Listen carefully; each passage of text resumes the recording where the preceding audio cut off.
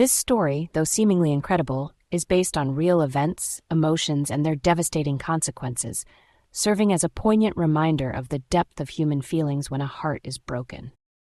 Chapter 1: Shadows of the Past. John Miller, a former officer in the United States Marine Corps, was acutely aware that life after service would not be easy. Years spent under strict discipline, daily dangers, and a rigid routine had left an indelible mark on his soul and body. Returning to a quiet San Francisco suburb, he hoped to find long-awaited solace and peace within his family. His wife, Sarah Miller, with whom he had lived for over a decade, had always seemed the epitome of loyalty and unwavering support. Their 6-year-old son, Liam, was the pride and meaning of his entire life, an anchor in the stormy ocean of war memories. However, something had subtly changed over the past few months. John began to notice a coldness in Sarah's words, her inexplicable irritability, and visits with friends, once a rarity, had now become suspiciously frequent and prolonged. Previously, he would never have thought to doubt her, but something in her behavior constantly put him on edge. It wasn't just instinct, it was a barely perceptible shift in her aura, subtle changes in their usual routine that a former Marine, accustomed to reading nonverbal cues, could not ignore. One evening, as torrential rain lashed against the windows of their modest home, John felt an unusual, piercing unease. Sarah was supposed to have returned 2 hours ago, but her phone was silent. Liam was already asleep, peacefully snoring in his crib. John sat in the darkness of the living room, his gaze fixed on his phone screen, as if it could answer his silent, anxious questions. Suddenly, the phone rang. An unknown number appeared on the screen. John's heart skipped a beat. He answered the call, and a gruff, hoarse male voice came through the receiver. "Do you know what your wife does when she says she's working late?" The voice was low, almost threatening, yet with a hint of eerie calm that made it even more sinister. John felt a chilling cold sweep through his body. His fists clenched, knuckles white, and his throat was dry as if he had just swallowed sand. The man continued without waiting for an answer. "She's with another man right now. If you want to see for yourself, come to this address." The voice trembled, betraying a strange mix of pity and gloating that only intensified John's disgust and horror. Before John could ask a single question, the connection was cut. He remained sitting in the dark, clutching the phone, trying to comprehend what had just happened. Endless thoughts whirled in his mind, colliding with each other. Is this a mistake? Is someone trying to prank us? But instantly a chilling question followed. What if it's true? The bitter truth, like a shard of ice, pierced his heart. He couldn't breathe. Leaving Liam in the care of Mrs. Evelyn, the kind elderly neighbor, John dressed. He didn't hesitate for a second. His body moved on autopilot, obeying long-forgotten instincts developed in critical situations. He drove to the address given in the call. The rain continued to pour, creating an almost cinematic, oppressive atmosphere. The drops striking the car's hood were like hammers pounding on his heart, beating out the rhythm of his growing pain and fear. John drove, looking at the road through the blurred glass, and each new kilometer brought him more pain and a terrible, piercing fear. As he pulled up to the specified house, his heart was pounding so loudly that it seemed its sound could be heard even outside. Chapter 2: Unexpected Betrayal, a Split in the Family. The light in the second-story window was on, and the shadows of 2 figures flickered behind the thin curtain like ghosts of his worst nightmares. John stopped the car and stepped out, immediately getting soaked from head to toe in the pouring rain. At that moment, everything seemed unreal, as if he were observing himself from the outside, unable to believe that this was his life, his Sarah, his betrayal. With every passing second, he realized more and more, if this was true, his life would never be the same. John stood in the rain, which no longer felt cold. A storm far more fierce and destructive raged in his soul. Dozens of scenarios whirled in his head.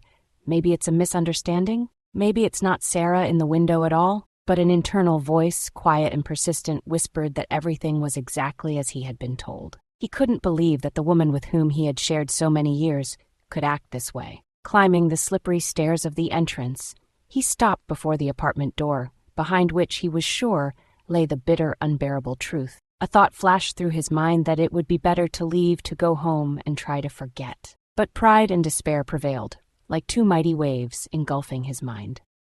John knocked decisively. Silence.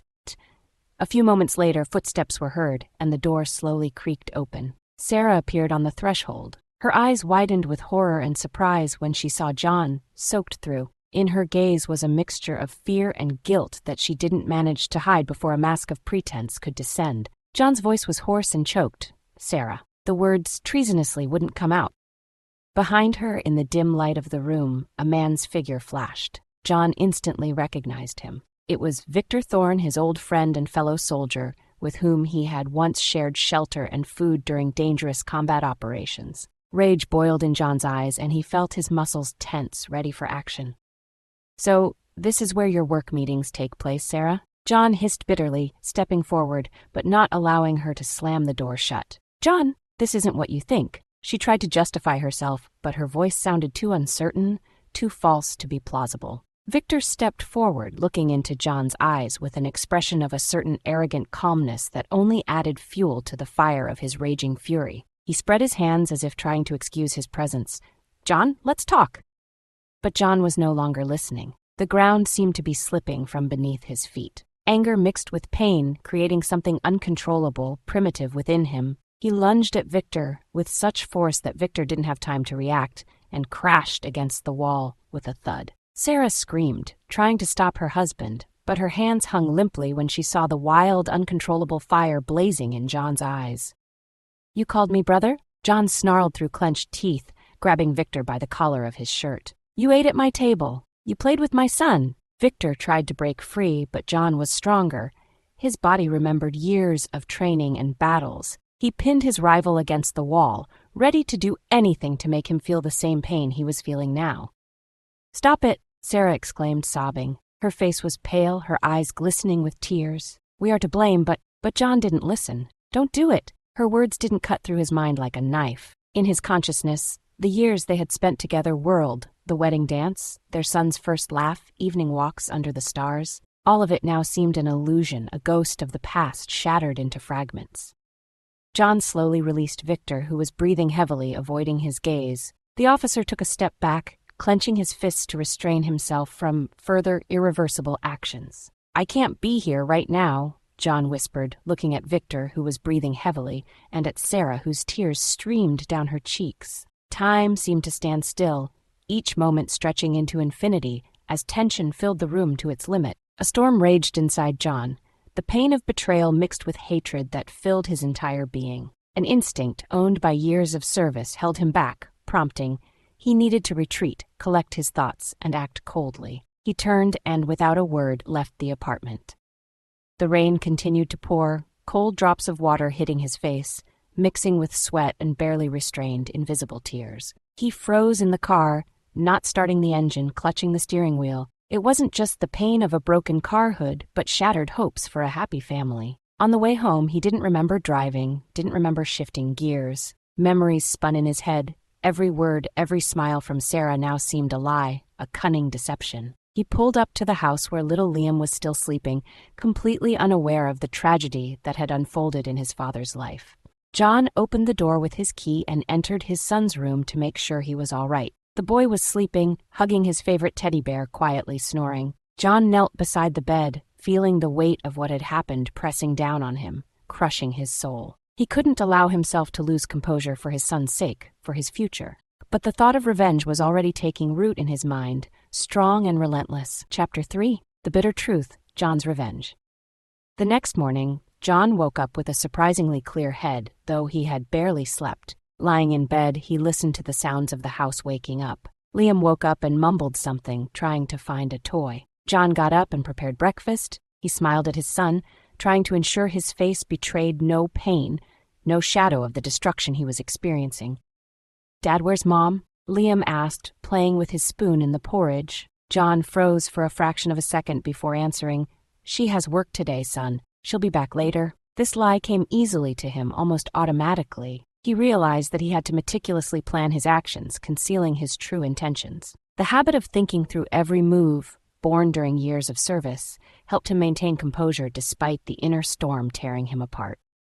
Over the next week, John spent his time observing Sarah. She returned home later than usual. Her phone conversations were brief and dry, devoid of their usual warmth. Sometimes she tried to speak to him, but her words were laced with uncertainty, as if she feared their secret meetings were continuing.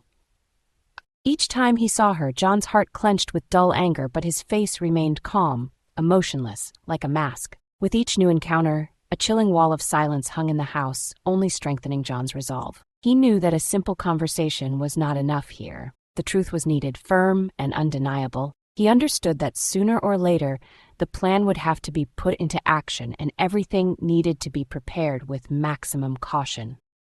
John began to re-establish old connections with former colleagues who, after leaving military service, had found work in various places. Some of them became private detectives, while others engaged in activities not always within the bounds of the law. One evening, he contacted David Cross, an old friend who had taken up private investigations after his service. David was known for his sharp mind and willingness to help comrades in difficult times, and John knew he could fully rely on him. "David, I need your help," John said briefly over the phone. "John Miller, do you ever call just to chat?" David grumbled, but his voice carried genuine concern. "What happened?" "I'll tell you when we meet," John paused. "It's personal, understood? Tomorrow at 8, at our old spot." David's voice became serious. "Understood. I'll be there." John hung up and for a moment felt the weight on his heart lighten slightly. He knew it wouldn't be easy, but now he had a plan, and he intended to follow it to the end, to its bitter or sweet conclusion. The next morning was overcast and heavy. Low gray clouds hung over the city, reflecting John's mood. He woke before dawn and gathered his thoughts before leaving the house. Liam was still asleep. His serene face was the last reminder of the peaceful life John had tried so hard to preserve. But the time for playing calm was over.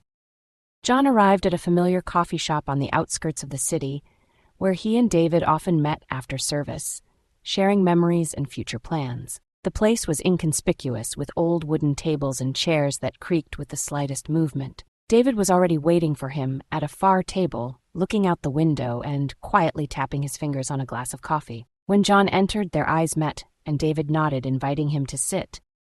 "You look like you haven't slept in nights," David remarked, studying his friend. His gray eyes were attentive and perceptive, instantly grasping John's inner state. John sat opposite him and paused for a moment, considering where to start. "I need to know everything about Victor Thorne, about his life recently." David raised his eyebrows but remained silent, allowing John to continue. "He destroyed my family." John clenched his fists, feeling anger welling up again in his throat. "And I'm not going to let this go." David nodded, asking no unnecessary questions. He understood that this was not just about jealousy or a fleeting affair. It was deeper, much deeper. Years of service had taught him to recognize true pain and incinerating rage. David scratched his chin and said briefly, "I'll see what I can do. Victor has his own security company now, as far as I remember, but who knows what else he's involved in."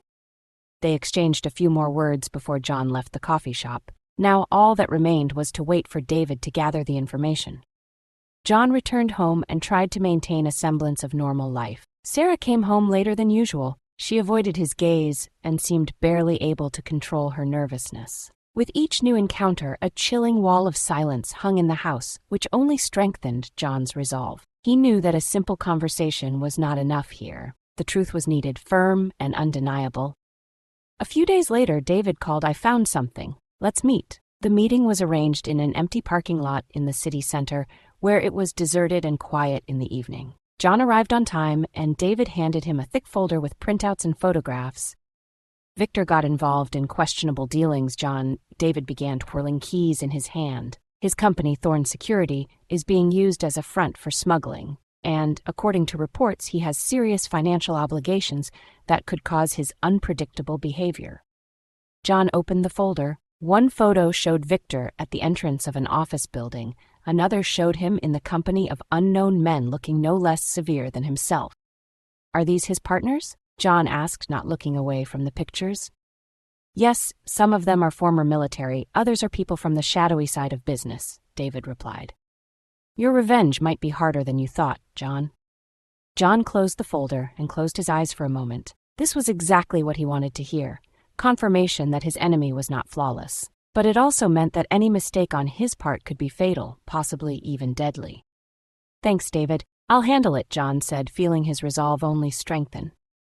"Be careful, John. Your emotions can work against you," David threw out as a parting remark. But John no longer heard him. He was deep in thought about the next step, which could mark the beginning of the end not only for Victor, but for everything he had built. Chapter 4. Trap. John's retribution.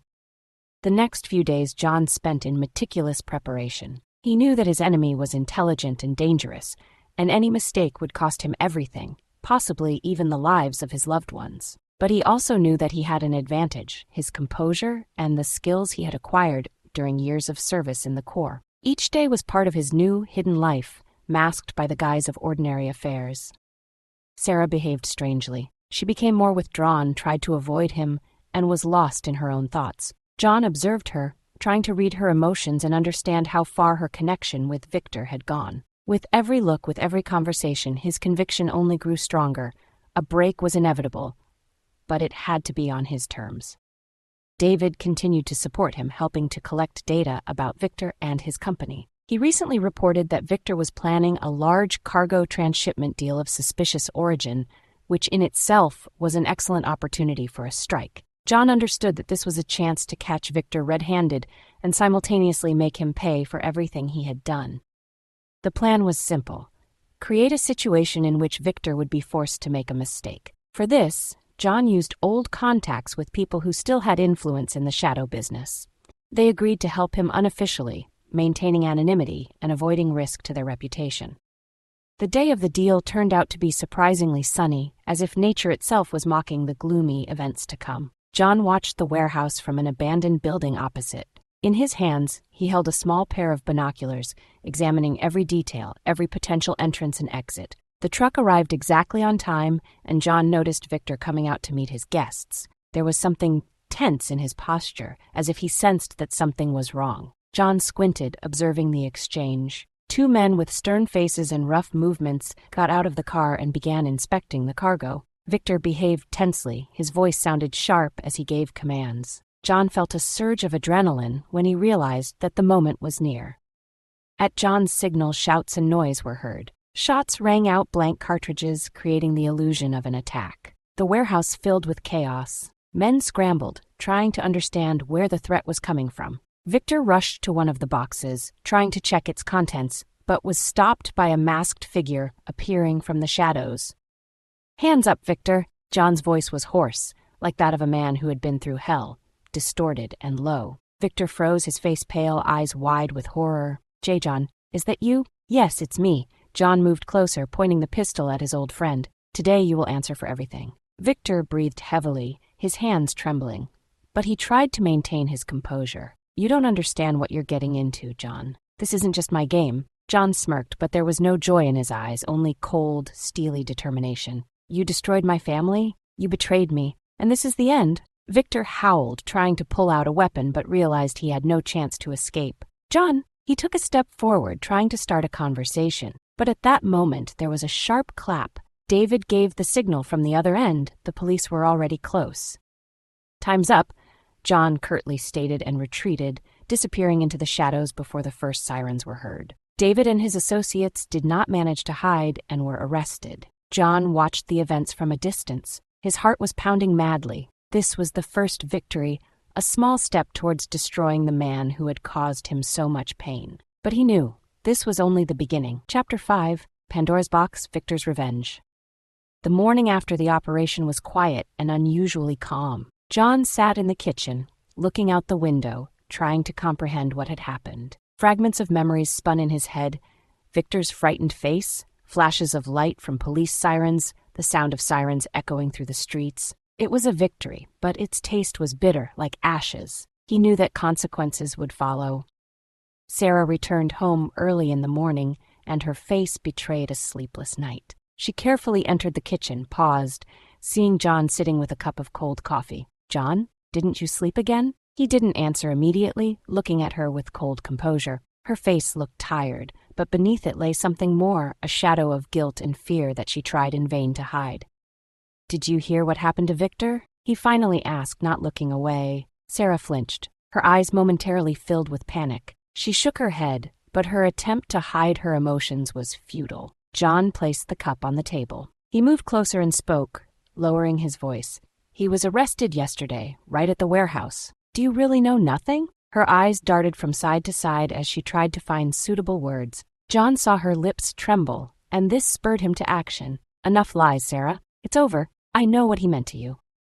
Sarah burst into tears. She covered her face with her hands, trying to suppress her sobs, but they broke free like a long-held avalanche. This was not what John wanted. He had expected a sense of satisfaction to come when the truth was revealed, but instead he felt only emptiness and deep pity for this broken woman. It was a mistake, she whispered, not looking up. I got confused myself. I didn't want it to end this way. John turned away, not wanting to see her tears. He knew that the conversation wouldn't change anything. The pain of betrayal was too deep, and forgiveness seemed impossible. Meanwhile, at the police station, Victor sat in the interrogation room. His hands were cuffed, his face covered in scratches and bruises from a failed attempt to resist arrest. The officer at the table, an elderly man with perceptive eyes, carefully studied him. We received an anonymous call about your activities, he began, flipping through documents. What can you say about that? Victor's thoughts were focused on something else. Yesterday's ambush left no doubt as to who was behind it, John Miller. This man proved to be more cunning than he had anticipated. Victor clenched his teeth, imagining the face of his former friend, who had now turned into a sworn enemy. After several hours of silence and formal questions, Victor finally spoke, his voice low and threatening. He opened Pandora's box. Let him know. Revenge will not be long in coming, and John will be the first to find out.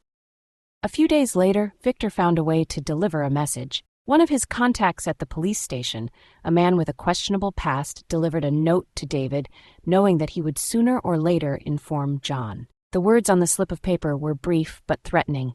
You opened Pandora's box. Now you will learn what it means to lose everything. David handed the note to John at their next meeting in his apartment. The friend's face showed noticeable concern, which was rare for him. He promises a counterattack, David said, looking into John's eyes. This is a warning that cannot be ignored. John read these few lines over and over, feeling tension fill his muscles. Victor would not give up. This was only the first step in their new game. A game where not only their old friendship, but also their future and lives were at stake. Chapter 6. The gathering storm, preparing for the fight. John couldn't shake off the feeling of impending doom. The note delivered by David was like a dark cloud hanging over his home. He knew that Victor wouldn't stop at threats, and he understood that he had little time to prepare for the blow that was about to fall upon him. He sat in his study surrounded by documents and notes. On the table lay that very folder with information about Victor, his partners, and deals, which had become the starting point for all subsequent events. John tried to think several steps ahead, but each time he came to the conclusion that it was impossible to guard against everything. But nevertheless, he had to remain focused and vigilant. Suddenly, laughter echoed from the hallway, and John heard the front door slam. Liam returned from a walk with the neighborhood children and, seeing his father, rushed to him with a smile. The momentary joy in his son's eyes made John forget his troubles for a moment. But deep down, anxiety continued to gnaw at him. How was your walk? He smiled reservedly. Cool, Dad. We found a cool rock by the river. At that moment, Sarah entered the house. Her gaze met John's, and a spark of tension flew between them. She knew he was aware of her betrayal, and he knew she was afraid of a confrontation. Nevertheless, both remained silent, immersed in their own heavy thoughts. At night, when the house fell silent, John sat in the dark, listening to the city's night sounds. Over the past few days, he had called former comrades with whom he had served side by side in hot spots. Some of them had left the army and pursued their own affairs, but the old brotherhood still lived in their hearts. Several people agreed to help, offering their support in unforeseen circumstances. David called late in the evening. I have bad news, John. His voice was grim. The court decided to release Victor on bail. He will be out tomorrow. John felt a chill run down his spine. This was predictable, but it happened too quickly nonetheless. So tomorrow the next chapter begins, he quietly replied, clenching his fist. The next morning, the city was covered in a thick fog, concealing the streets, as if nature itself was trying to warn of what was coming. John watched from the window as cars drove through the streets, and thought about what steps Victor would take. He had no doubt that Victor would try to regain control and assert his superiority. A little later, David came to him with important news. I found out Victor is going to meet one of his old business partners, David said, sitting at the table and nodding at the printed pages. He will be looking for a way to restore his position and strike at you. Who is this man? John looked intently at his friend. Anthony Volkov, nicknamed the Wolf, David replied, known for his connections in semi-criminal circles. He supported Victor in his previous ventures, but apparently there's tension between them now. John pondered, considering how to use this fact. Volkov was an influential player, but also cautious and not prone to hasty decisions. If they could create discord between him and Victor, it could play into John's hands. "We need to find out the location of their meeting," he said, rising from his chair. "I'm not going to wait for them to strike first." David smirked, but his gaze remained serious. "I'm already working on it. We have a few hours to prepare." John knew that the stakes had become even higher. His opponent was free and ready for a counterattack, and the world around him was full of dangers. But he had a goal that made him stronger: to protect his son and uphold the truth, no matter what. Chapter 7. Invasion.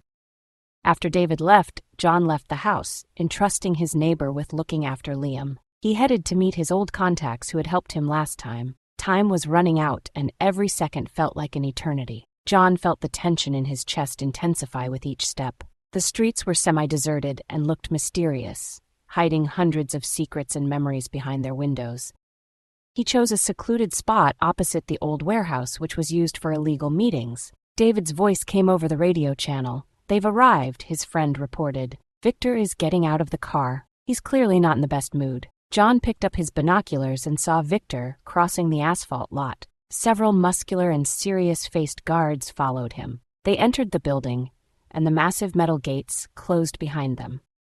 Inside the warehouse, the atmosphere was tense. Anthony Volkov, a tall man with slicked-back hair, sat at a massive oak table. His hands were folded on the table, and behind him stood two guards, appearing like rocks protecting their leader. "Have you realized what you've done, Victor?" Volkov spoke softly, but there was a hidden threat in his voice. "We've worked together many times, but your latest failure is dragging us all down." Victor swallowed. "Tony, give me some time and resources, and I'll regain control of the situation." Volkov sighed, leaning back in his chair. "You understand, don't you, that your mistake isn't just your problem? It's a threat to our entire operation." He paused, assessing Victor with an expression that was hard to read.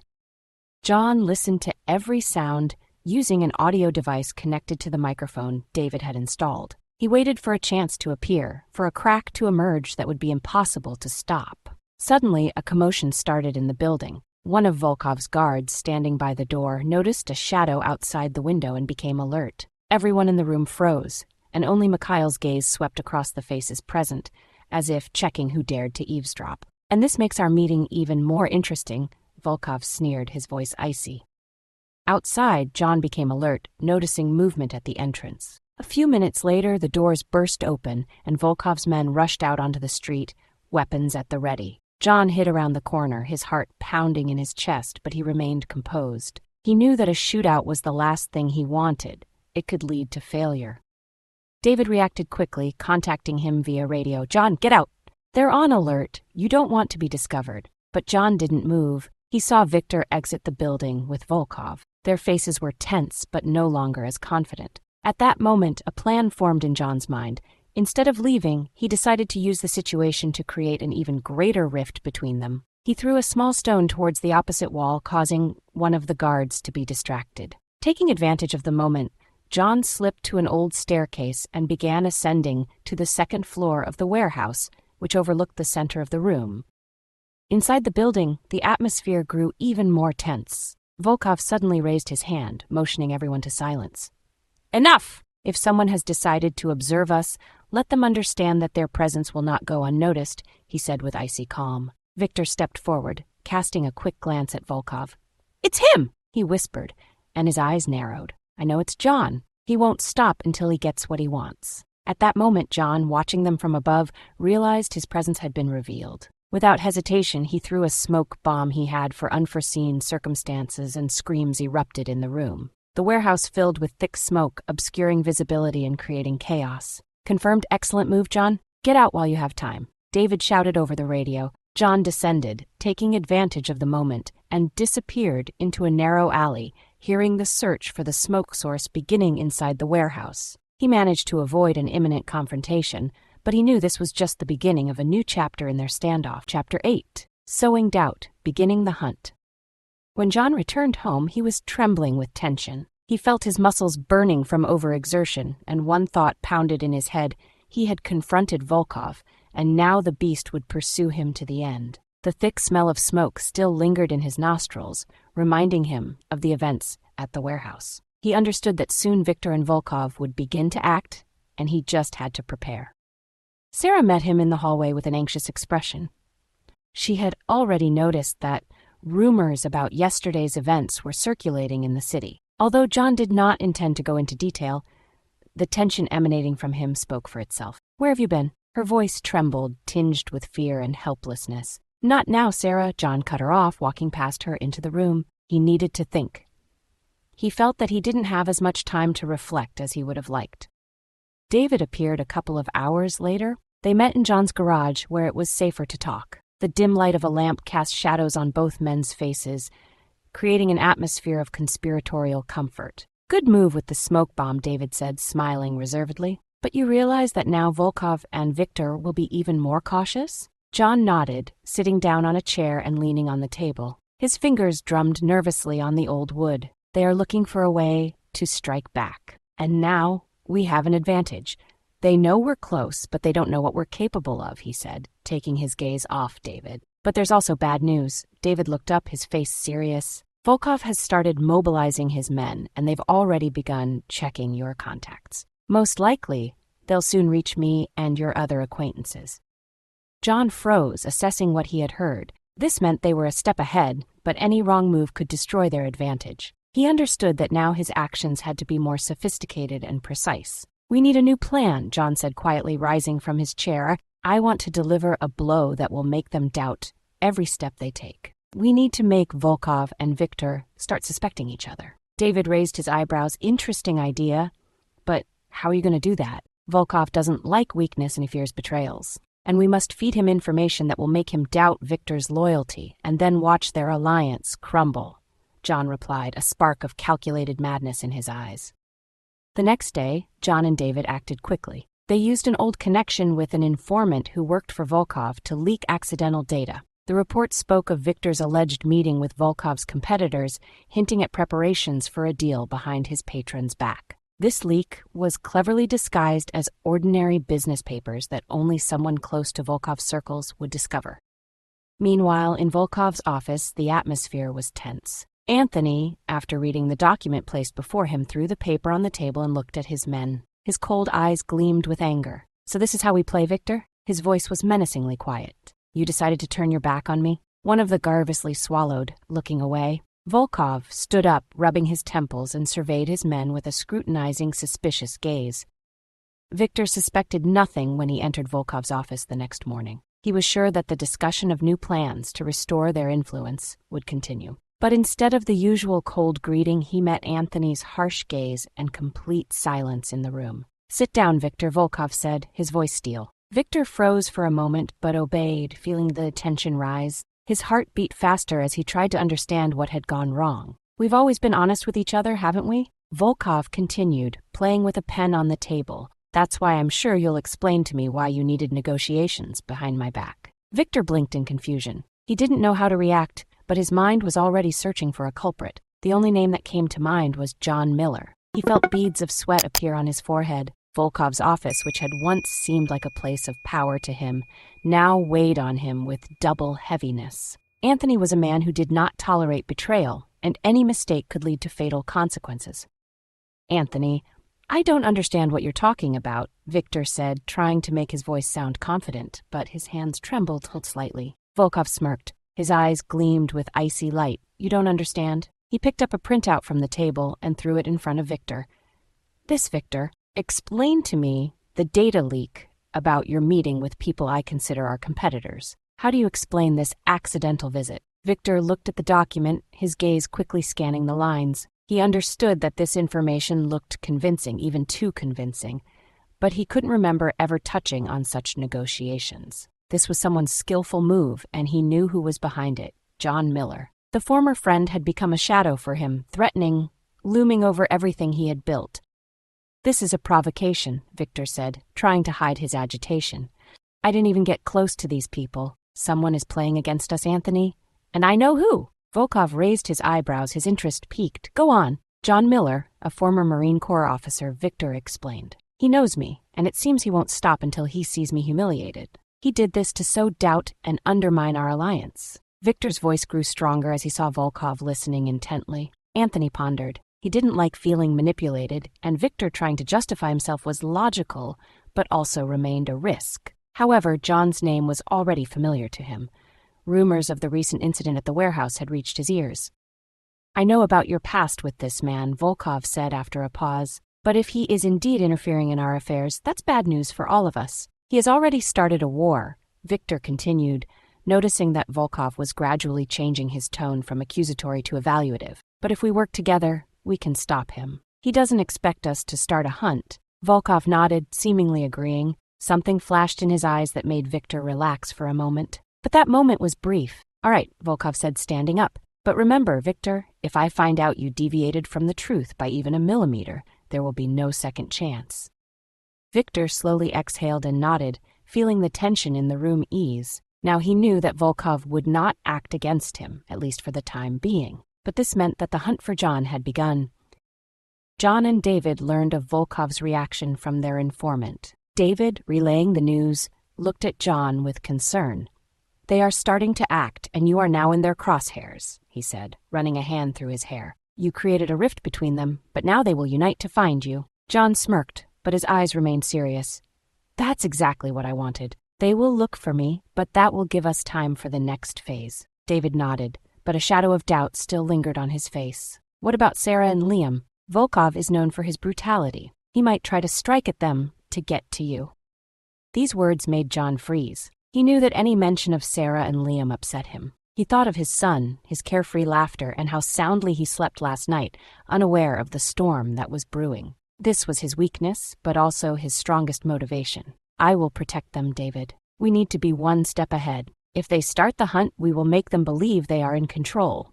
John paused, considering his every move. "And then we'll strike when they least expect it." David looked at him, understanding that the stakes had become even higher. John was already ready for the next stage. Chapter 9. Bait for the enemy. John knew that the peaceful days were behind him. In the morning, as he sat with a cup of coffee, his thoughts were focused on Liam and Sarah's safety. Despite all the pain and disappointment that his wife's betrayal had brought, she remained his son's mother, and if Volkov and Victor decided to strike at him through his family, the consequences could be catastrophic. David continued to support him, sending updates on Volkov's movements. It turned out that Volkov had sent his men to place John's house under surveillance. One of John's former comrades in arms, now working for David, confirmed that surveillance had intensified, including around the school where Liam studied. This was a warning. They were ready to go to extreme measures. "We must take action," David said, meeting John in a cafe on the outskirts of the city. He looked tense, his hands nervously fiddling with a spoon with leftover sugar. "If they decide to act, it will be difficult for you to protect everyone at once." John listened silently, his eyes fixed on the distance. He had already thought through dozens of scenarios, each leading him to one conclusion. It was necessary to move Sarah and Liam to a safe place. "I've already arranged with an old friend, Mark, for them to be moved to his ranch out of town," John said, without taking his eyes off the window. "They will have security there, but it's a temporary measure. We need something more sustainable." David nodded. "I'll help organize everything. But what will you do yourself? They are clearly targeting you." John turned to his friend, determination in his eyes. "I will become the bait. Let them think I've fallen into a trap." In the evening, John returned home earlier than usual. Sarah noticed his nervousness and tried to start a conversation, but his cold and stern gaze stopped her. "We need to leave," John said, trying to keep his voice calm, though a storm raged inside. "Liam will be safe out of town. I will provide security." "John, what's happening?" Sarah's voice trembled with fear and incomprehension. "Little time," he replied, packing things for his son. Having gathered everything necessary, they left the city late in the evening. Sarah sat in the passenger seat, holding the sleeping Liam's hand, her face reflecting fear and helplessness. John drove, gripping the steering wheel until his knuckles were white, checking the mirrors every minute. When they reached the rural house, security was already waiting for them. John's old friend Mark, who had once served with him in hot spots, met them at the gate. His muscular figure and confident expression inspired confidence. "They will be safe here," Mark assured, patting John on the shoulder. John nodded briefly in response and walked into the darkness, leaving his family under protection to continue his dangerous game.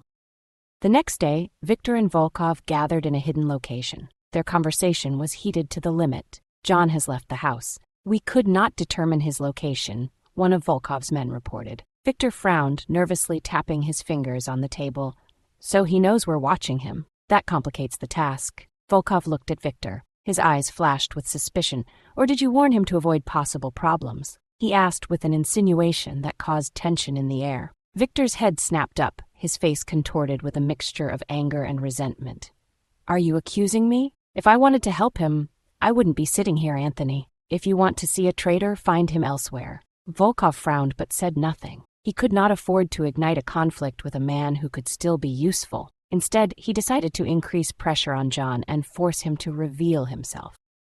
Meanwhile, John was preparing for a decisive step. He left several false leads to make Volkov and Victor believe in his vulnerability. If the plan worked, he would not only confuse them but also gain information about their further actions. John knew that every minute was working against him. As long as Sarah and Liam were safe at the rural ranch, he could focus on developing a plan to finally eliminate Victor and Volkov. He left several false leads that led to an abandoned building and now waited for the opponents to act.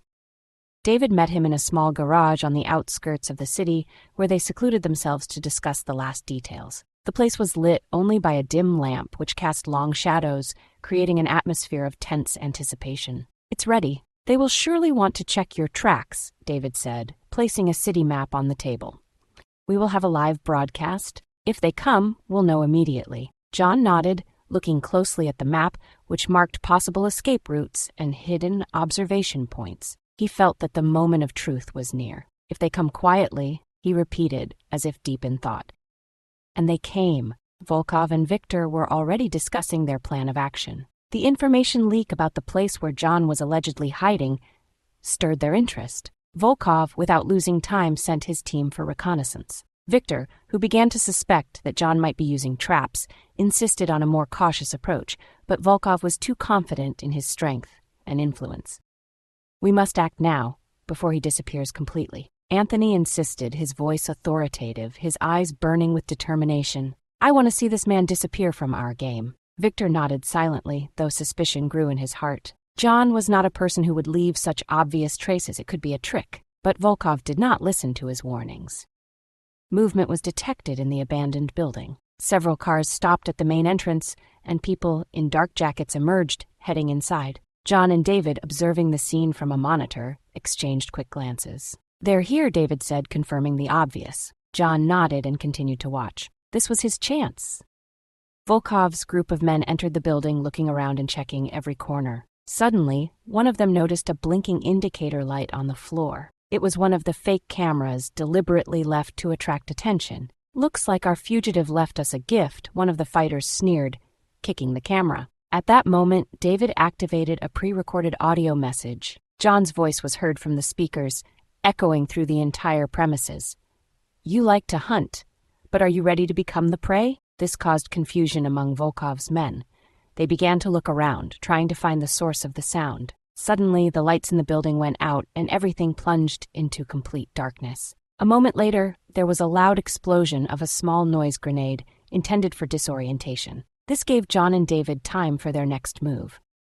Volkov watched the events through a video feed installed in his office. When the image became intermittent and then disappeared, his face contorted with rage. He realized that he had fallen into a trap, and someone was skillfully playing against him. Victor stood nearby, clenching his fists. He understood that Volkov would look for culprits, and he himself was at the center of suspicion. "This is a trap," Victor said, looking at Volkov. "We must review our plan and understand who is behind this." "Didn't you betray us, Victor?" Volkov sharply turned to him, his gaze full of distrust. "You know too much and offer too much. If I wanted that, you would already know," Victor replied, trying to keep his composure. "But now is not the time for internal squabbles. We need to find him and finish this matter once and for all." Volkov paused. His eyes darted from side to side, assessing the situation. He knew he was losing control, but he needed to finish what he started. John and David watched these last snippets of video, actively absorbing them. Now they knew that Volkov and Victor would have to go through a test of trust in each other. The offensive was beginning, and the game was approaching its decisive stage. Chapter 10. Operation Hunter becomes hunted.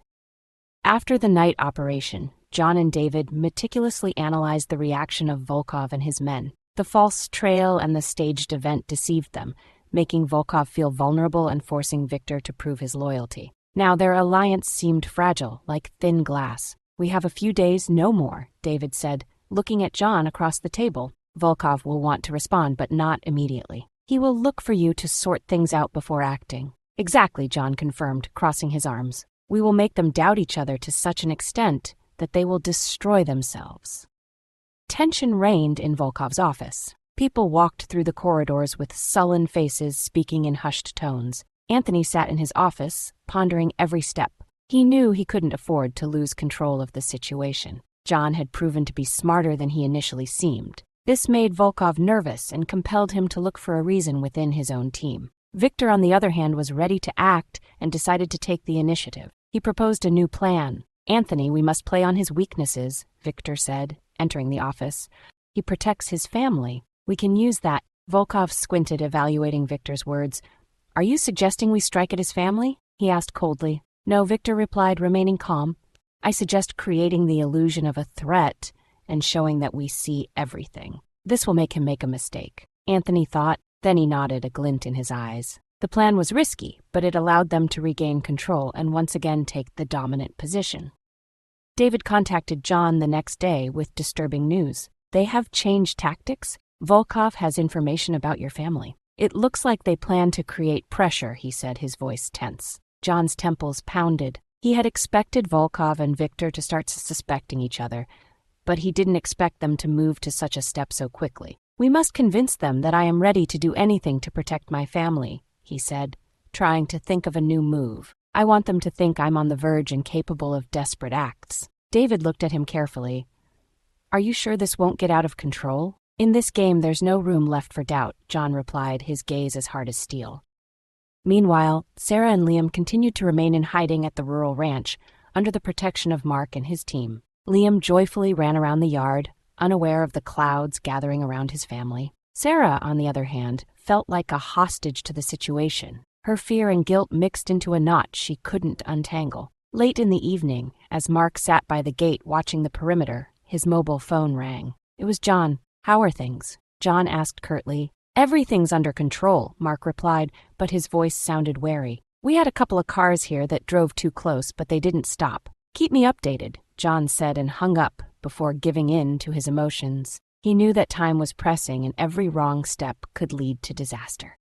Volkov began to act. One of his men arrived at the ranch disguised as a repairman, leaving a note with a threat. It contained only a few words. "We see you, Sarah." Sarah found the note in the morning and immediately gave it to Mark, who promptly informed John. Hearing this, John felt everything inside him seethe with rage, but at the same time he felt a strange cold calm wash over him. "Now they think they have me by the throat, but that's their mistake," John whispered. He knew this was his chance to strike back. The plan was to use false leads and make Volkov and Victor believe that John was close to madness, ready to do anything for his family. John meticulously prepared for what was to be the culmination of his plan. He wanted Volkov and Victor to feel his every move, to be on edge, ready for extreme measures. If he could make them believe he had lost control, they would come out of hiding, and then he could deliver the final blow. Late in the evening, John sent Victor a message through an anonymous channel used in their circles for transmitting critical data. The text contained a short and terrifying warning. "I'm coming for you. You will feel the same as I do. Your friend is next." This last phrase was specially added to make Volkov consider that their alliance might be under threat. David met him in the same garage where they had been making plans for the past few weeks. His face expressed a mixture of anxiety and anticipation. "Are you sure this will work?" he asked, looking at John. "They might consider this a desperate move and strike first." John nodded. His eyes glowed with cold, steely determination, and caution had been replaced by absolute confidence. "Even if so, that's their mistake, and mistakes are what we need." The next morning, Victor received the message and, reading it, felt a chill run down his spine. He tried to hide his anxiety, but his hands trembled slightly. He knew John was clever, but now it seemed his enemy was ready to go to extremes. "Anthony, we must revise our plan," Victor said, entering the office with a haste that did not go unnoticed. Volkov looked at him from under his brow, evaluating every word. "So, you assume he will become the hunter?" Anthony smirked, his gaze cold and wary. I like his audacity, but this is his last mistake. Victor nodded, trying not to show how concerned he was. Volkov always considered himself the smartest in the room, and this overconfidence could play a cruel trick on him. We must make him believe that we are ready for his every move, Victor continued. But at the same time, convince him that we have another threat, someone who wants to eliminate him without a trace. Volkov pondered, then nodded. Let him see that we are one step ahead, he said with a cunning smile. But this time we will play by my rules. John and David watched the movements of Volkov's and Victor's men like pieces on a chessboard. They decided to show themselves. John drove his car and stopped near an old building that had once been the place of his meetings with Victor, when they were still friends. He knew that Volkov's men were following him, and he showed them that he was ready. Let them think I'm going to meet someone, he told David via radio communication. They shouldn't know it's a trap. Soon, several men in black uniforms emerged from the darkness, armed and ready for attack. John stood calmly, allowing them to approach. He wanted them to see his fear, his anger, and his readiness for madness. One of the guards approached closer and, gripping his weapon, said, Volkov sends his regards. But instead of answering, John smiled. Then he sharply raised his hand, in which he held a small transmitter. At that very moment, the building was filled with light and thunder. David activated the prepared flash effect and the sound of an explosion, which temporarily stunned the guards. Let's go, John shouted, jumping back. While Volkov's men were disoriented, he escaped along a pre-planned route, watching the chaos they left behind. Upon learning of the attack, Volkov was beside himself with rage. He couldn't understand how John had gotten so close to his men and managed to strike. The threads of control over the situation were slipping from his hands. He guessed that John was bluffing, but this bluff was more dangerous than all his previous actions. We must find him now, Volkov roared, his eyes bloodshot. And if any of you lied to me or made a mistake, everyone will pay for it. Victor remained silent, holding back his anger. He understood that every step was crucial now. Every small detail brought them closer to the moment when both he and Volkov could find themselves vulnerable. John and David took cover in a safe place, monitoring the unfolding events. The chaos they created began to bear fruit. Volkov and Victor were forced to reevaluate every step, suspecting each other and checking their own people. Their alliance was cracking at the seams. Now all that remained was to deliver the final blow and end this game. Their forces are now focused on searching for you and looking for culprits within their organization. This is our chance, David said. John nodded. He needed to figure out how to use this moment to finally disrupt their plans. The decision came quickly. They needed to give Volkov and Victor evidence that would make them believe that the betrayal was coming from within. John prepared materials that hinted that Victor might be collaborating with Volkov's enemies, using John merely as a diversion. Volkov, as expected, was paranoid and instantly believed the false information. He immediately felt anger rising within him. The text read, Your closest ally has long been playing a double game. John is just part of the plan. Volkov crumpled the note, and his face contorted with rage. He summoned Victor to his office. You know, right? What's going on now? Volkov asked coldly, piercing Victor with his gaze. First the attack, now these hints. I need to know the truth. Victor realized that Volkov was on the edge and any wrong word could cost him his life. Anthony, I swear I have nothing to do with this. This is John's work. He's playing with us, making us suspect each other. Victor's voice trembled, but he tried to maintain composure. Volkov stood up, his shadow falling over Victor. If this is a lie, you will answer for it, he said, and there was not a trace of doubt in his voice. John and David knew that everything had to happen quickly now. They used their police connections to transmit information about Volkov's illegal activities. It was risky, but John knew it was time to end the game. A few hours later, Volkov received a message from his informant. The police were preparing to raid his warehouse, where compromising documents were stored. He immediately gave orders to remove all traces. Victor, hearing these commands, began to understand that Volkov no longer trusted him. This was the moment when everything they had built for years began to crumble. Are you sure there's no fault of yours here, Victor? Volkov asked, his face ashen from tension. Yes, Victor replied firmly, but he understood that words no longer mattered. When the police operation began, the warehouse was partially cleared, but the documents found were sufficient to open a case against Volkov. His men were apprehended, and the information quickly spread throughout the city, destroying his reputation and influence. Volkov was arrested, his malicious eyes gleaming with rage and fear as he was led to the car. Victor tried to avoid the same fate, but understood that his hour had come. Left alone in the empty office, he realized that the game was over. John had exploited their weaknesses and managed to sow discord between them, making them doubt each other. Looking out the window at the streetlights, Victor clenched his fists. This was his last mistake. John and David followed the news. When confirmation of Volkov's arrest came, David turned to John, and his face lit up with a smile for the first time in a long time. "You did it," he said, shaking his friend's hand. John didn't smile, but a spark of satisfaction glinted in his eyes. He knew the path had been difficult and full of pain, but he had fulfilled his mission, protected his family, and punished the traitors. "This is just the beginning of a new chapter," he said quietly. "But now everything will be by my rules." Dawn was breaking outside the window, and John felt a new life finally beginning to breathe in this world without deceit and fear. Excerpts from John's maneuvers: The hunter becomes the hunted. John knew that the peaceful days were behind him. In the morning, as he sat with a cup of coffee, his thoughts were focused on Liam and Sarah's safety. Despite all the pain and disappointment that his wife's betrayal had brought, she remained his son's mother, and if Volkov and Victor decided to strike at him through his family, the consequences could be catastrophic. David continued to support him, sending updates on Volkov's movements. It turned out that Volkov had sent his men to place John's house under surveillance. One of John's former comrades in arms, now working for David, confirmed that surveillance had intensified, including around the school where Liam studied. This was a warning. They were ready to go to extreme measures.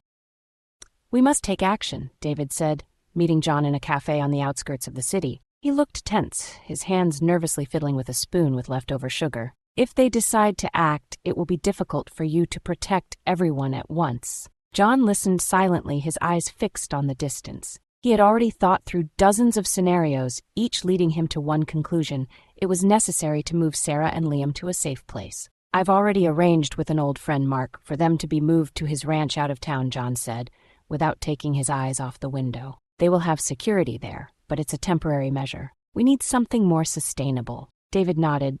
"I'll help organize everything. But what will you do yourself? They are clearly targeting you." John turned to his friend, determination in his eyes. "I will become the bait. Let them think I've fallen into a trap." In the evening, John returned home earlier than usual. Sarah noticed his nervousness and tried to start a conversation, but his cold and stern gaze stopped her. "We need to leave," John said, trying to keep his voice calm though a storm raged inside. "Liam will be safe out of town. I will provide security." "John, what's happening?" Sarah's voice trembled with fear and incomprehension. "Little time," he replied, packing things for his son. Having gathered everything necessary, they left the city late in the evening.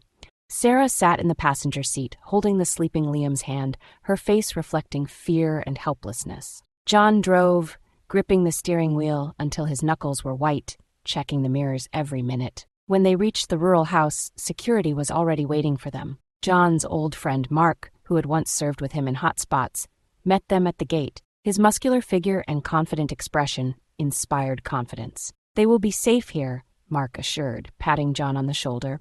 John nodded briefly in response and walked into the darkness, leaving his family under protection to continue his dangerous game. The next day, Victor and Volkov gathered in a hidden location. Their conversation was heated to the limit. "John has left the house. We could not determine his location," one of Volkov's men reported. Victor frowned, nervously tapping his fingers on the table. "So he knows we're watching him. That complicates the task." Volkov looked at Victor. His eyes flashed with suspicion. "Or did you warn him to avoid possible problems?" he asked with an insinuation that caused tension in the air. Victor's head snapped up, his face contorted with a mixture of anger and resentment. "Are you accusing me? If I wanted to help him, I wouldn't be sitting here, Anthony. If you want to see a traitor, find him elsewhere." Volkov frowned but said nothing. He could not afford to ignite a conflict with a man who could still be useful. Instead, he decided to increase pressure on John and force him to reveal himself. Meanwhile, John was preparing for a decisive step. He left several false leads to make Volkov and Victor believe in his vulnerability. If the plan worked, he would not only confuse them but also gain information about their further actions. John knew that every minute was working against him. As long as Sarah and Liam were safe at the rural ranch, he could focus on developing a plan to finally eliminate Victor and Volkov. He left several false leads that led to an abandoned building and now waited for the opponents to act. David met him in a small garage on the outskirts of the city where they secluded themselves to discuss the last details. The place was lit only by a dim lamp which cast long shadows, creating an atmosphere of tense anticipation. "It's ready. They will surely want to check your tracks," David said, placing a city map on the table. "We will have a live broadcast. If they come, we'll know immediately." John nodded, looking closely at the map, which marked possible escape routes and hidden observation points. He felt that the moment of truth was near. "If they come quietly," he repeated as if deep in thought. And they came. Volkov and Victor were already discussing their plan of action. The information leak about the place where John was allegedly hiding stirred their interest. Volkov, without losing time, sent his team for reconnaissance. Victor, who began to suspect that John might be using traps, insisted on a more cautious approach, but Volkov was too confident in his strength and influence. "We must act now, before he disappears completely." Anthony insisted, his voice authoritative, his eyes burning with determination. "I want to see this man disappear from our game." Victor nodded silently, though suspicion grew in his heart. John was not a person who would leave such obvious traces. It could be a trick. But Volkov did not listen to his warnings. Movement was detected in the abandoned building. Several cars stopped at the main entrance, and people in dark jackets emerged, heading inside. John and David, observing the scene from a monitor, exchanged quick glances. "They're here," David said, confirming the obvious. John nodded and continued to watch. This was his chance. Volkov's group of men entered the building, looking around and checking every corner. Suddenly, one of them noticed a blinking indicator light on the floor. It was one of the fake cameras deliberately left to attract attention. "Looks like our fugitive left us a gift," one of the fighters sneered, kicking the camera. At that moment, David activated a pre-recorded audio message. John's voice was heard from the speakers, echoing through the entire premises. "You like to hunt, but are you ready to become the prey?" This caused confusion among Volkov's men. They began to look around, trying to find the source of the sound. Suddenly, the lights in the building went out and everything plunged into complete darkness. A moment later, there was a loud explosion of a small noise grenade intended for disorientation. This gave John and David time for their next move. Volkov watched the events through a video feed installed in his office. When the image became intermittent and then disappeared, his face contorted with rage. He realized that he had fallen into a trap, and someone was skillfully playing against him. Victor stood nearby, clenching his fists. He understood that Volkov would look for culprits, and he himself was at the center of suspicion. "This is a trap," Victor said, looking at Volkov. "We must review our plan and understand who is behind this." "Didn't you betray us, Victor?" Volkov sharply turned to him, his gaze full of distrust. "You know too much and offer too much." "If I wanted that, you would already know," Victor replied, trying to keep his composure. "But now is not the time for internal squabbles. We need to find him and finish this matter once and for all."